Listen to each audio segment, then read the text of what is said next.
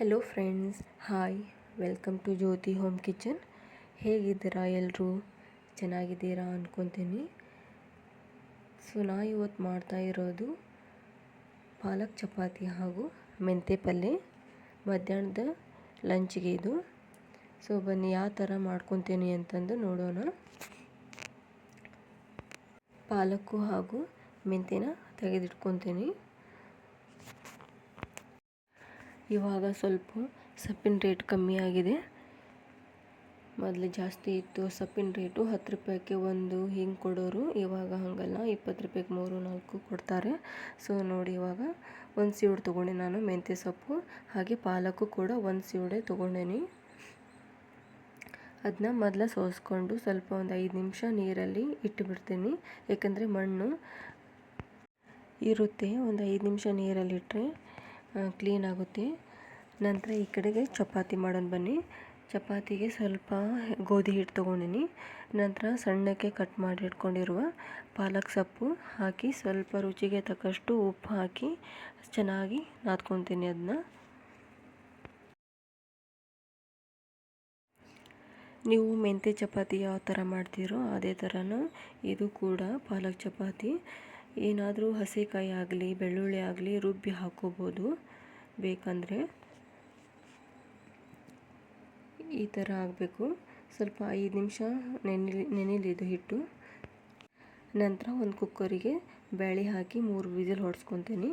ಮೆಂತ್ಯ ಪಲ್ಯಕ್ಕೆ ಸ್ವಲ್ಪ ಬೇಳೆ ಹಾಕಿ ಮಾಡಿದರೆ ಚೆನ್ನಾಗುತ್ತೆ.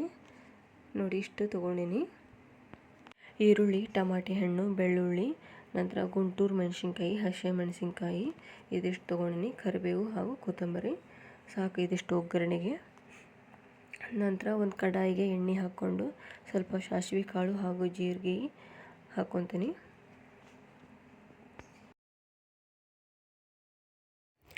ನಂತರ ಈ ಕಡೆ ಹೆಚ್ಚಿಟ್ಕೊಂಡಿದ್ನೆಲ್ಲ ಅದನ್ನೆಲ್ಲ ಹಾಕಿಬಿಡೋಣ. ಇದಕ್ಕೆ ಹಸಿಕಾಯಿ, ಬೆಳ್ಳುಳ್ಳಿ, ನಂತರ ಈರುಳ್ಳಿ ಇವನ್ನೆಲ್ಲನೂ ಹಾಕಿ ಒಂದು 5 ನಿಮಿಷ ಫ್ರೈ ಮಾಡ್ಕೊಂಬಿಡೋಣ.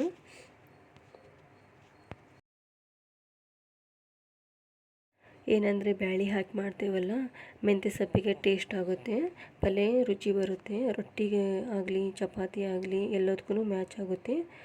ನಂತರ ಸ್ವಲ್ಪ ಧನಿಯಾ ಪುಡಿ ಹಾಕ್ತೀನಿ. ಅನಂತರ ಅರಿಶಿಣದ ಪುಡಿ ಹಾಕ್ತೀನಿ.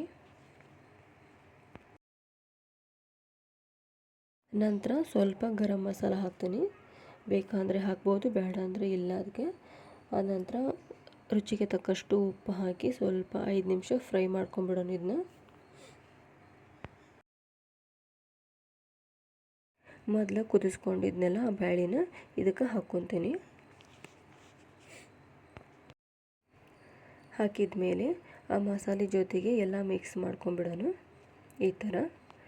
ಅನಂತರ ಸೊಪ್ಪನ್ನ ಇದಕ್ಕೆ ಹಾಕಿ ಒಂದು 5-10 ನಿಮಿಷ ಬೇಯಿಸಿದರೆ ರುಚಿಕರವಾದ ಮೆಂತ್ಯ ಸೊಪ್ಪಿನ ಪಲ್ಯ ರೆಡಿ ಆಗುತ್ತೆ.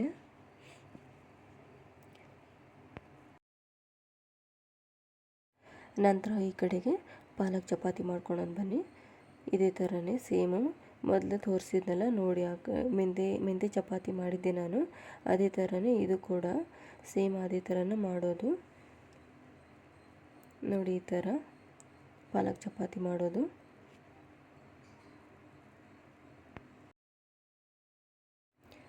ಒಂದು ಸಲ ಟ್ರೈ ಮಾಡಿ ನೋಡಿ ಚಪಾತಿ ಹಾಗೂ ಪಲ್ಯನ. ಟೇಸ್ಟ್ ಚೆನ್ನಾಗಿರುತ್ತೆ ಅಂತಂದು. ಹಿಟ್ಟು ಕೂಡ ಚೆನ್ನಾಗಿ ನಾದ್ಕೋಬೇಕು. ಆನಂತರ 5 ನಿಮಿಷ ಅದು ನೆನಿಬೇಕು ಹಿಟ್ಟು. ಹಾಗಾದರೆ ಚಪಾತಿ ಮೆತ್ತಗಾಗುತ್ತೆ. ನನ್ನ ಮಗಳಿಗೆ ಕೂಡ ಈಗ ಇದನ್ನೇ ತಿನ್ನಿಸ್ತೀನಿ. ಪಾಲಕ್ ಚಪಾತಿನೇ ತಿನ್ನಿಸೋದು ಇವಾಗ. ಅದಕ್ಕೆ ಸ್ವಲ್ಪ ಹಾಲು ಹಾಕಿ ಮಿಕ್ಸ್ ಮಾಡಿ ಸ್ವಲ್ಪ ಮೆತ್ತಗೆ ಮಾಡಿ ತಿನ್ನಿಸಿದರೆ ಮಕ್ಕಳು ತಿಂತಾವೆ. 2 ಕಡೆಗೂ ಎಣ್ಣೆ ಹಾಕಿ ಸ್ವಲ್ಪ ಬೇಯಿಸಿಬಿಟ್ರೆ ಚಪಾತಿ ರೆಡಿ ಆಗಿಬಿಡುತ್ತೆ. ಪಾಲಕ್ ಚಪಾತಿ ರೆಡಿ, ಹಾಗೆ ಮೆಂತ್ಯ ಪಲ್ಯನೂ ರೆಡಿ. ಭಾಳ ಸಿಂಪಲ್ ಇದೆ. ಒಂದು ಸಲ ಟ್ರೈ ಮಾಡಿ ನೋಡಿ. ಬಾಯ್.